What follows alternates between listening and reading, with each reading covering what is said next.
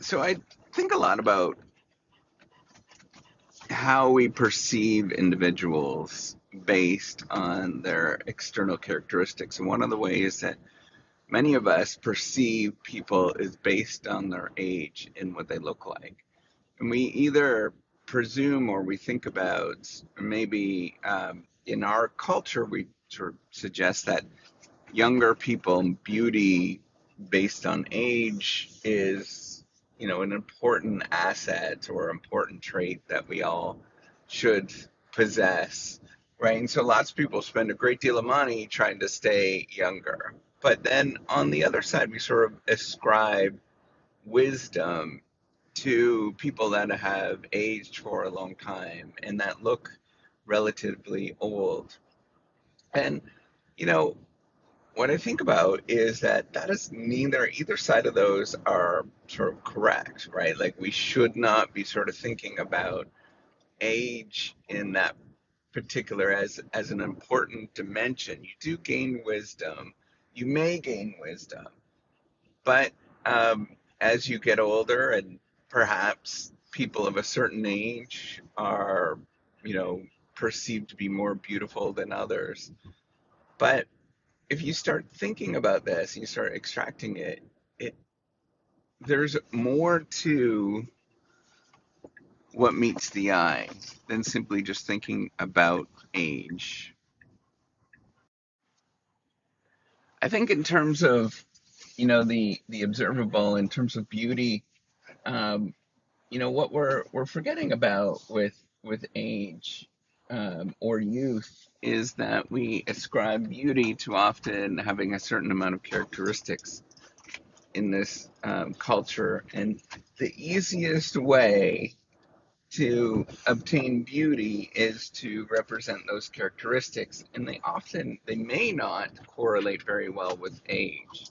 So it might be things of having a certain weight or muscular build, um, you know, a certain way of looking, and as long as we maintain that weight, I think it's or we maintain the muscular build or whatever, it's fine. And you can look more beautiful when you are 60 years old compared to when you are 20 years old.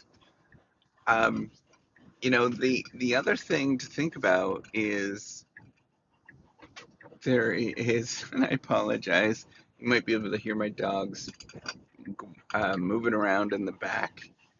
Um, they're riding with me in the car today.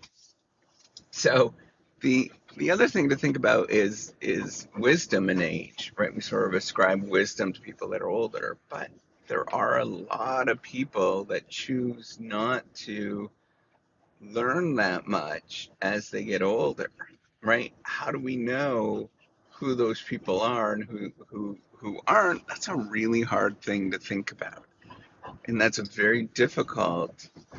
You can't observe those particular things. You can't observe wisdom and what that looks like. And so it's easy to discount older people because we don't know who is wise and who's not. Um, it's also easy to ascribe characteristics like wisdom to just age. I think what we need to take a step back, and instead of looking at this very simple categorization that we have, and we should, rather than use these very simple metrics like that, and start to get to know people, have a more nuanced approach, really start thinking about what does it mean, um, to do these particular things that you're thinking of, or that these characteristics that you're thinking of, right? So you might meet somebody that is wise and very wise at 15 years old, and they're just sort of thoughtful. They think about things. Or you might meet people that are, um, that are much older and then they're not that wise, right? You might meet people that are in their 70s and 80s that are just stubborn, right? And they don't want to be wise. They don't want to think about things. And so you have to just get to know people and understand them and try to really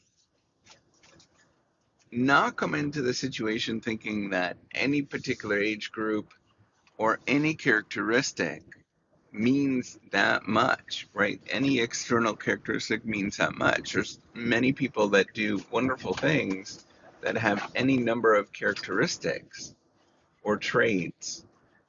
And we need to come into it with open eyes and saying, you know what?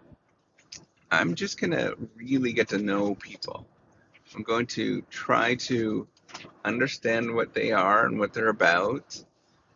And then from there, I can start understanding the world, or, you know, build relationships where those relationships um, that matter to you, and that you can understand, that you have a very deep understanding of who they are, a deep understanding, and they understand who you are, rather than these sort of superficial things that we sort of think about. um, I think the important thing to think about is not necessarily the characteristics, but how they actually handle the world.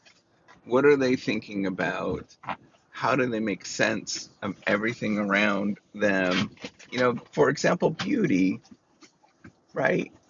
Beauty could be that they're still active, they're still moving around in their 70s. There's lots of beautiful people that are in their 70s and they're just moving around, they're doing things, they're enjoying life.